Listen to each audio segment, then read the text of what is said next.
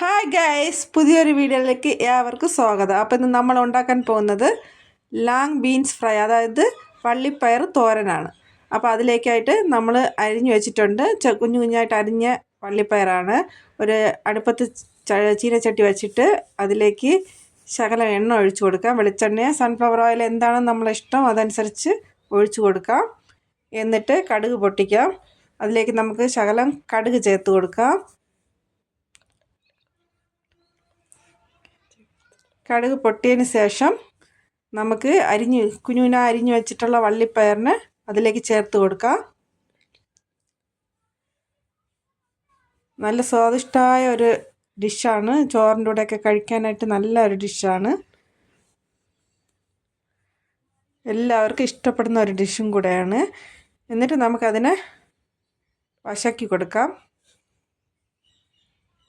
നല്ലതായിട്ട് ഇളക്കി വശക്കിയിട്ട് അതിലേക്ക് ശകലം ഉപ്പ് ആഡ് ചെയ്ത് കൊടുക്കണം. ഈ സമയം നമുക്ക് 1/4 ടീസ്പൂൺ ഉപ്പ് കൂടെ ആഡ് ചെയ്ത് കൊടുക്കാം.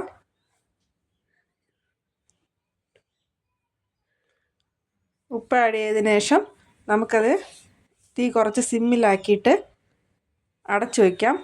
അടച്ചൊരു 5 മിനിറ്റ് ആകുമ്പോഴത്തേക്കും പെട്ടെന്ന് വേവും. എന്ന് വെച്ചാൽ അത് കുനുകുനായിട്ടല്ലേ അരിഞ്ഞു വെച്ചിട്ടുള്ളത്, അതിൻ്റെ കൊണ്ട് പെട്ടെന്ന് ആകും. സിമ്മിലാക്കി ഒരു 5 തൊട്ട് 7 മിനിറ്റ് വരെ അടച്ചു വയ്ക്കാം.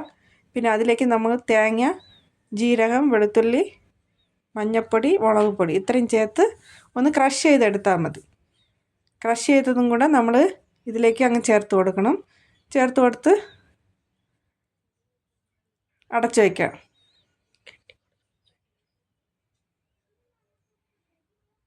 ശകലം കരിവേപ്പില കൂടെ ആഡ് ചെയ്ത് കൊടുക്കണം, പറയാൻ വിട്ടുപോയതാണ്.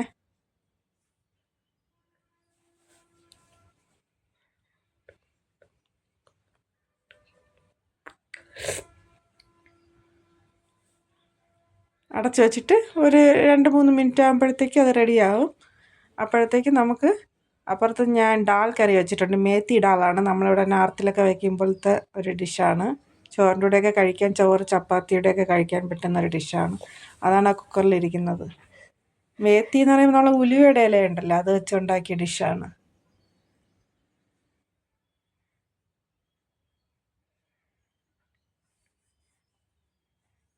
ഇന്നത്തെ ചോറിന് നമുക്ക് മേത്തി ഡാളും പിന്നെ പയർ തോരനുമാണ് ഉണ്ടായിരുന്നത്. എന്നിട്ട് നമ്മൾ അടപ്പിളക്കിയിട്ട് പയർ വെന്തിട്ടുണ്ട്. നമുക്കൊന്ന് തേങ്ങയും കൂടെ മിക്സ് ആവുന്ന രീതിയിൽ ഇളക്കി കൊടുക്കാം.